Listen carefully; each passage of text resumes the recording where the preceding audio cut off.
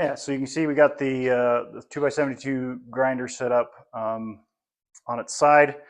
The Ameribraid is a particularly nice grinder because you can work it both ways. And it also comes with this great platen to set your work on. And then pretty much all I'm going to do is take it here and just work it back and forth until that yellow line is no more. Like I said, I probably won't video much of that, but we'll see.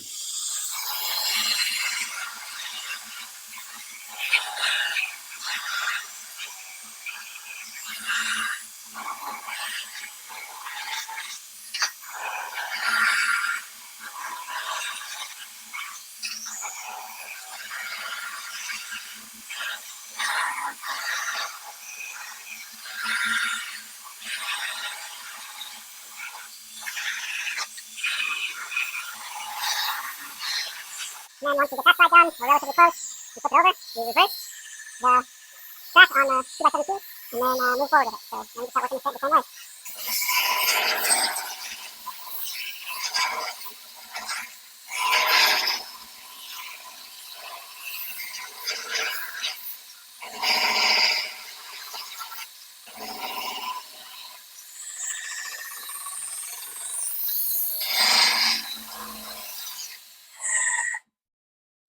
All right, so you can see here we got most of the dings out of the sword. Got it relatively straight now, and we marked our fullers. Now the reason why I didn't take all of this out is because the sword was actually pretty straight, and a lot of it is going to come out once we start grinding in our fuller. Once we get our fuller ground in, then we'll work the bevels, and then we're actually going to start working in the Damascus inlay, or the pattern welded inlay in the middle here, which we will probably be doing next week in the next video. So I just wanted to give you a little update on where we're at with this and kind of give you an idea of what we're going for. So this is the sword we are actually recreating. So all right, so I went ahead and ground this side out just to get it done really quick. Kind of see what we got going on there.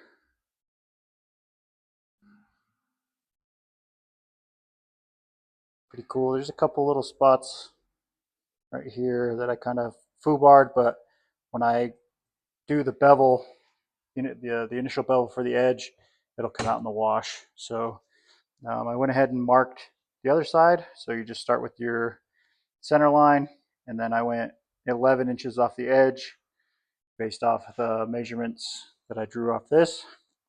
And then, sorry, not 11 inches, 11 millimeters off the edge here, back here, 11 millimeters off the edge back here, and then 8 up here, 8 millimeters off the edge up here, and then just drew a straight line. And then I will show you how we do our initial bevels, or excuse me, fullers. So you can see our center line there. All we're going to do is we're going to try to get that center line based, pressed up against the center of the ball bearing or the wheel here. And we're just going to be, I like to go a little lower so I can actually see where I'm grinding. And we're going to do the initial set right down the center as best we can. And most of the time, the fullers actually start below, sorry, my finger's off camera, below the cross of where the sword cross goes.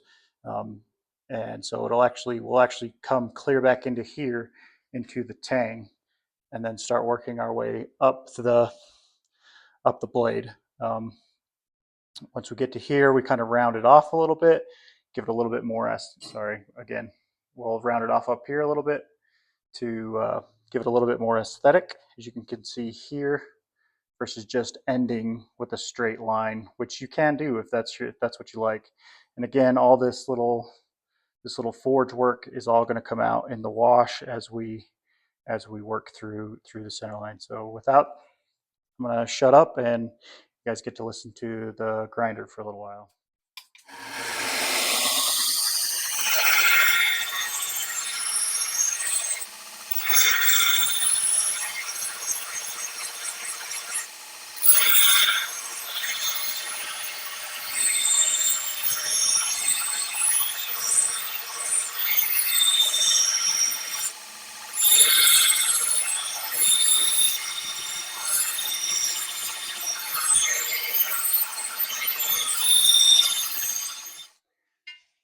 as I said before, let me see if I can get this on camera here. We kind of got off center right here. As you can see, it came up and then down. That's because the blade got a little hot and I wasn't able to hold it in the correct position with my fingers. Not to worry though, this is a super easy fix because we didn't go outside our outside line right here. We can actually come back and just kind of even it all out. Not a big deal.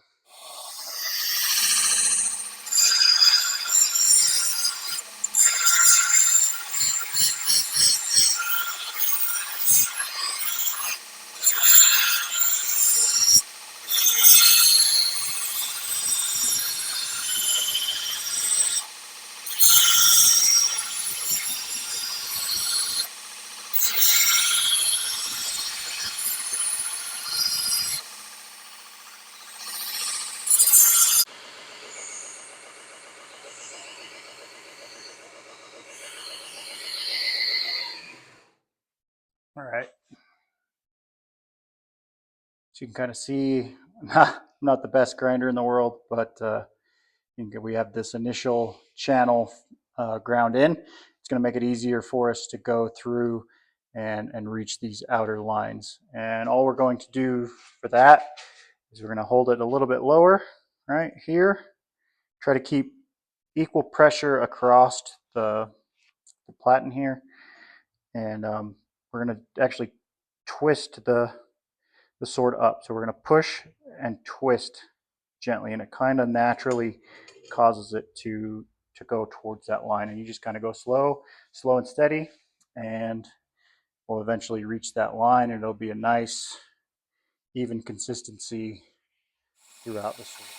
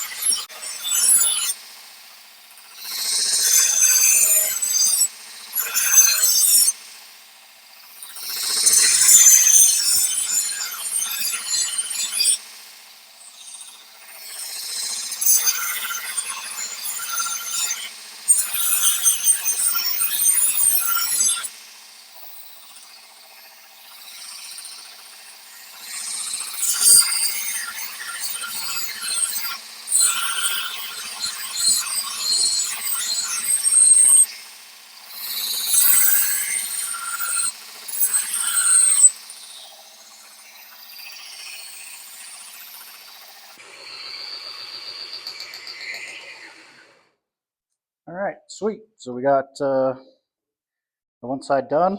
There's a few little spots that I could clean up really quick, and then we'll start on the other side. You don't need to really worry about getting it precise and perfect.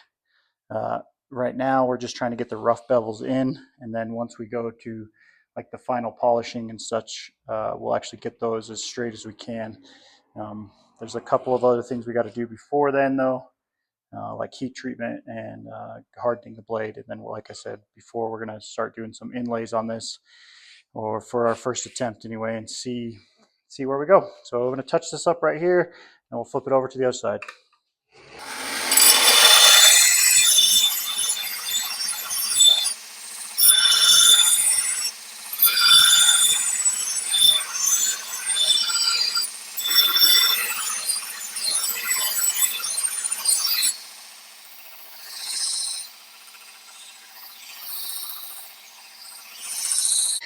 Which reminds me, we all have a good side and a dumb side.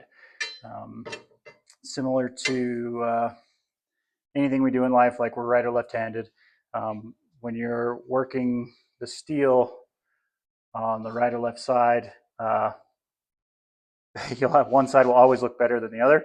So this is actually, I should have done this backwards. I should have done the side I'm about to do first and then did my good side second, because then you can kind of match your dumb side with your good side.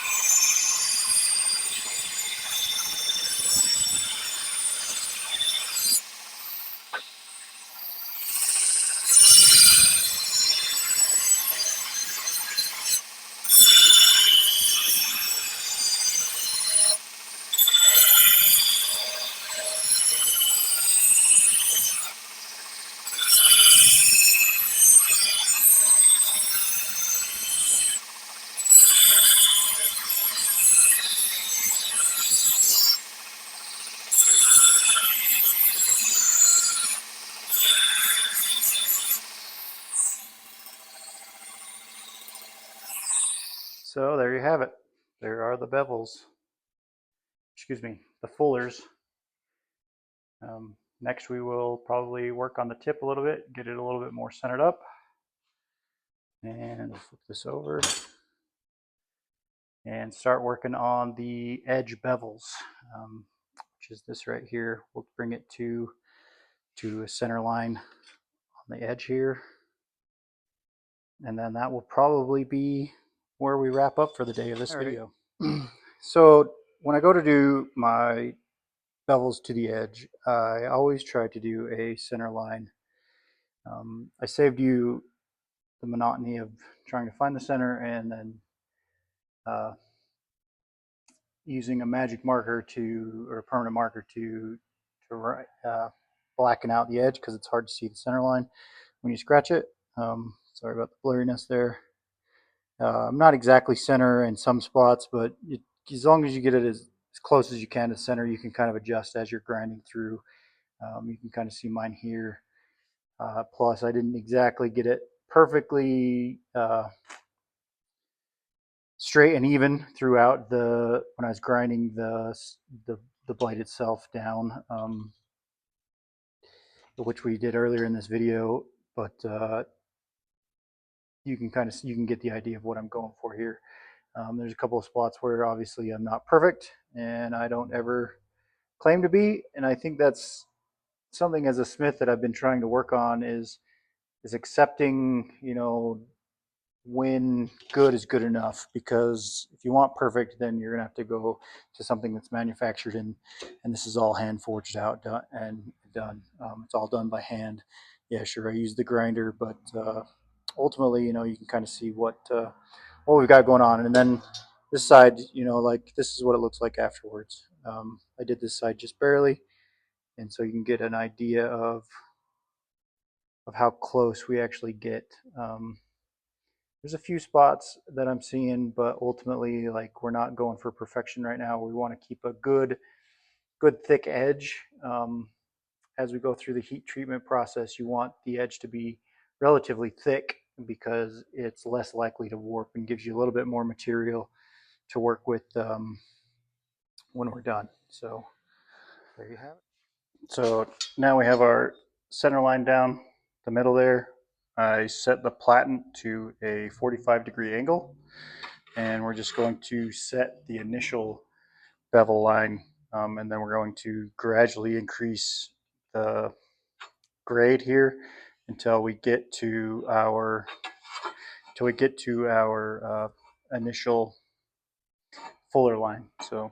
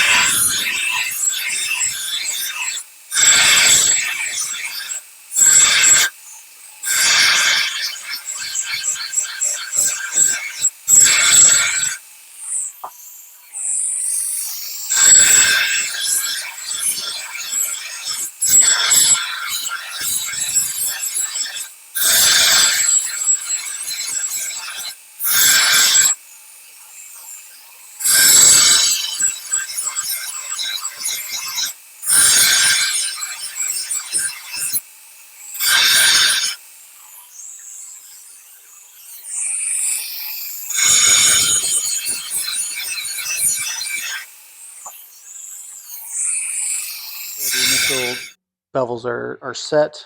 You can kind of see how everything kind of came together through there. I did the black line just to see where everything is going to line up. I got a little bit heavy-handed right through here, as you can see, and then you can see also on that side. So I will go back. Pretty much what that means is I pushed too hard to the inside of the blade, and it caused the bevel to grow and grind out some of the material here. Quick, easy fix. I'll just switch out the equipment on the grinder and redo that line right there just to get it even, nice and flush all the way up to here. But otherwise, I'm pretty pleased with it. So, and now that that's done and over with, cleaned up the sword. There's a couple little spots that still need touched up. You can kind of see right through here, this little line right there from the bevel, but that'll come out when I do the final hand sanding. But like I said, overall, pretty pleased with this. If you got something out of this, please feel free to like and subscribe. It's completely free, and it helps the channel out quite a bit. I do appreciate you guys. If you did make it this far into the video, if you have any constructive criticism or anything like that, I am open to it and would love to hear your feedback on how to make my videos better. Thanks again.